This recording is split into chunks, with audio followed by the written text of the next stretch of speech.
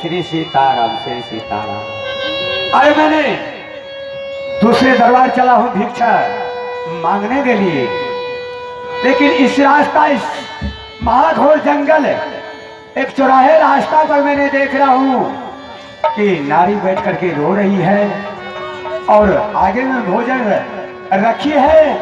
मैं इनसे क्या बात करूं, क्या जवाब करूं? नारायण बचिया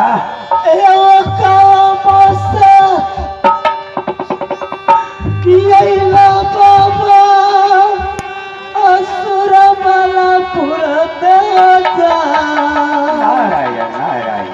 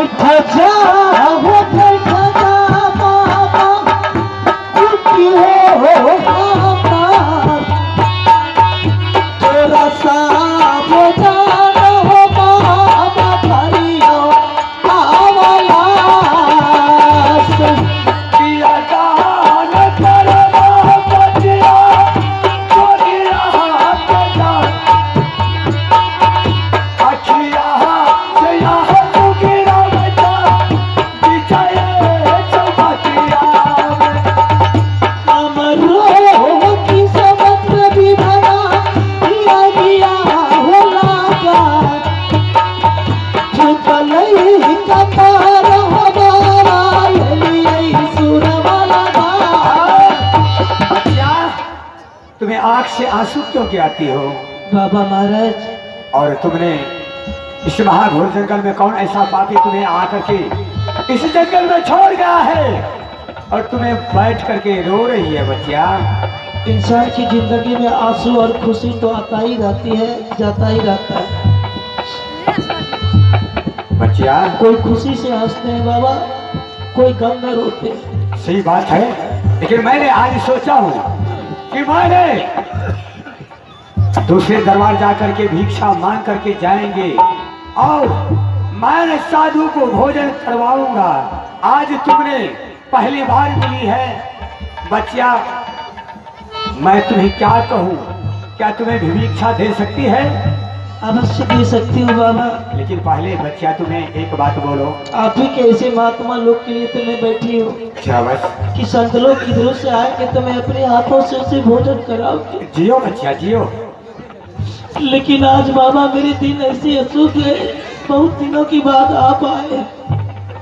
बच्चिया कुछ अपना परिचय तुम्हें दे सकती है? परिचय के बारे में क्यों पूछते हैं बाबा? क्यों नहीं? आप भोजन कीजिए और यहाँ से जाइए। नहीं, ये आंख से तुम्हें आंसू गिराती है, वो भोजन ये संत को नहीं चाहिए। अगर हंसी खुशी तुमने भोजन देगी तो मैं ले सकता हूँ, अगर रो करके भोजन तुम्हें देगी तो बच्चा हम नहीं लेंगे। और सबसे पहले कुछ तुम अपना एड्रेस बताओ।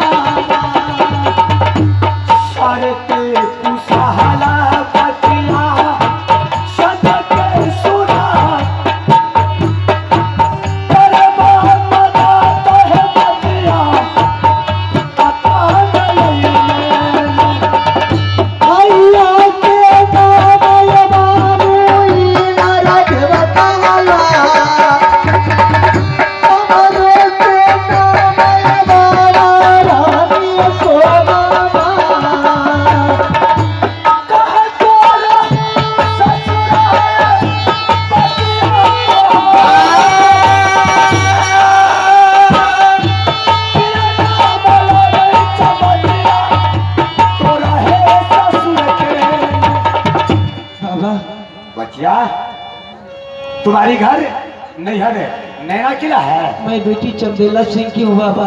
नारायण नारायण। मेरे भाई की नाम बाबू इनरदेव है। क्या तुम्हारा भाई को नाम इनरदेव? हाँ बाबा। बाबा ने मेरी शादी बड़ी शौक से मूवी की नानक की है। मेरे ससुर का नाम राजा जासर सिंह है। अरे मेरे सास की नाम रानी देवला है। मेरी गोतनी की नाम रानी फूला है। तुम्हारी देवर को मत पूछिए बाबा उसकी नाम। बोलो बच्चा बोलो, अगर तुम्हें घबराने की बात नहीं है बच्चा। ये संत किसी को मदद करता है किसी को अब गुरु नहीं करता है बच्चा। बाबू रुदल सिंह है। क्या देवर का नाम? हाँ बाबा।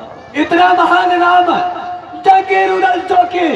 जंगे रुदल को नाम सुनता है तो आदमी कांप उठता है। उसको बहा दिया जंगल में। कौन ऐसा दोस्त चला करके तुम्हें छोड़ दिया है? किस्मत लग गई बाबा, मैं सुरमलपुर चली गई। परमात्मा मुझे धन दौलत की कोई कमी नहीं रखे थे, नहीं दिए थे। स्वर्ग की तरह मेरी घर चल रही थी। देवगन की बसेरा था। अचानक परमात्मा ने एक संतान मेरी गोतनी की कोख में दिए थे, एक संतान मेरे पास भी था। दोनों भाई मिलकर आपस में विचार किए, दोनों बच्चे को गेंद खेलने के लिए जंगल को भेज दिया। वो दोनों नादान बच्चा जाकर आपस में लड़ाई कर लिया। बच्चा की झगड़ा लेकर मेरी गोतनी ने घर में विवाद फैला दिया। यहाँ तक कि नौबत आ गई बाबा, जगह जमीन जाल बांटने की समय आ गई। दोनों भाई में बकवास हो गया। आवेश में आकर मेरे स्वामीनाथ ने कह दिया कि रुदल सिंह, अगर तुम जमीन भुगता है तो ठीक है, तेरे नाम से अगर ये राज पाठ होगा तो मैं तीनों पुरानी इस राज को छोड़कर निकल जाऊंगा, या तो मेरे नाम से होगा तो तुम्हें भागना होगा। मेरे देवर ने इस बात को मंजूर कर लिया, कबूल कर लिया। अच्छा, समय आते ही सारी जगह जमीन जाल, सारी दौलत मेरे स्वामी के नाम से थी। मेरे देवर को घर से निकाल दिया। फूल की समान मेरी गोदरी थी, जो माल से कभी बाहर नहीं निकलती थी, लड़की पर जंगल को चली गई। इतना बड़ा कायर बन गया, मेरे स्वामीनाथ के अपनी ताकत में दबा कर मुझे मजबूर कर दिया। इन हाथों से मेरी गोदरी की सारी खुलवा दी। नारायण नारायण, ऐसा दोस्त नादान बच्चा राजकुमार की तरह खेलता था, वो भी भिखारी बनकर अपने पिता के साथ चला गया। आहा, उसी टाइम मेरे घर बर्बाद हो गई बाबा। कुछ दिन जब समय बीता, मेरे स्वामीनाथ को अपने भाई की गम सताने लगा, याद आने लगा। उसके गम को मिटाने के लिए मेरे स्वामीनाथ ने दरबार में भांग, गांजा, चरस, दारू पीना शुरू कर दिया। यहाँ तक कि जिस दरबार में बड़े बड़े जोधा बैठते थे, उस दरबार में तबाया गाकर घुंघरू बजाने लगी। अच्छा, घुंघरू की आवाज मेरी कान तक जब पहुंची बाबा, तो मैं दरबार में आकर हाजिर हो गई। देखती तबायक नाच रही थी। मैंने अपने स्वामीनाथ को समझाई कि आखिर कब तक ये शराब पीते रहेंगे, कब तक शराब पी पी कर नशा अपने भाई की गम को भूलते रहेंगे, कब तक ये तबायक आकर घुंघरू बजाती रहेगी, आपके दिल को बहलाती रहेगी। इससे अच्छा है कि अपनी रजा की पोशाक खोलकर जिस हालात में मेरे देवर गया है, उसी भेष में आप ही चले जाइए। जिस देवर को खोज कर लेकर चले आइए। क्या तुम्हारा पतिदेव तुम्हारा देवर की खोज में गया है? हाँ बाबा। अरे, मौका की फायदा ये सुरमल सिंह उठा लिया। अच्छा, एक झूठ मूठ की मेला लगा दिया, नकली झूला लगा दिया। मेरे राज में ललकार कर चुनौती दे दिया कि मोबी घर की राजा को अगर ताकत है, कलाई में, भुजा में बल है, फौलाद की जिगर है, तो आकर मेरे मेला में दाखिल हो जाए, वरना हिजड़ा की औलाद है तो अपनी घर में सो जाए। क्या सुरमल सिंह ने चैलेंज किया है? हाँ बाबा। बोलिए। उस टाइम मेरे देवर की बात याद आ गई कि मेरे देवर की कहना था, भाभी कोई देश की छतरी अगर तुम्हें ललकार रहा तो उस ललकार को बर्दाश्त मत करना, मेरी तलवार की लाज बचाना। उन पापी की चुनौती सुनकर मैं आवेश में अपने आस को खो दिया बाबा। ये पापी की नगरी पहुंच गई। शेष के मेला में मैंने दाखिल हुई, सारे छतरी लोग तंबू गिराकर सोया हुआ था, दुश्मन की झूला खाली पड़ा हुआ था। मैंने उनके झूला पर बैठ गए, रावण की तरह आकार मारकर पहुंच गया। भाई जबरदस्ती मेरी धोला उठा कर ले आया बाबा। दिन रात शादी की वातावरण मुझसे करते हो क्या सुरमल सिंह? हाँ बाबा। तुम्हारी सास शादी का सवाल करता है? जा रे छोटे सुरमल सिंह। अरे दोस्त, किसी दूसरे को, नारी को तुम्हें उठा करके लाया शादी करने के लिए, तुम्हें मर जाना चाहिए रे पापी। बचिया, तुम्हें धैर्य जरा, ये सब तुम्हारा मदद अवश्य करेंगे।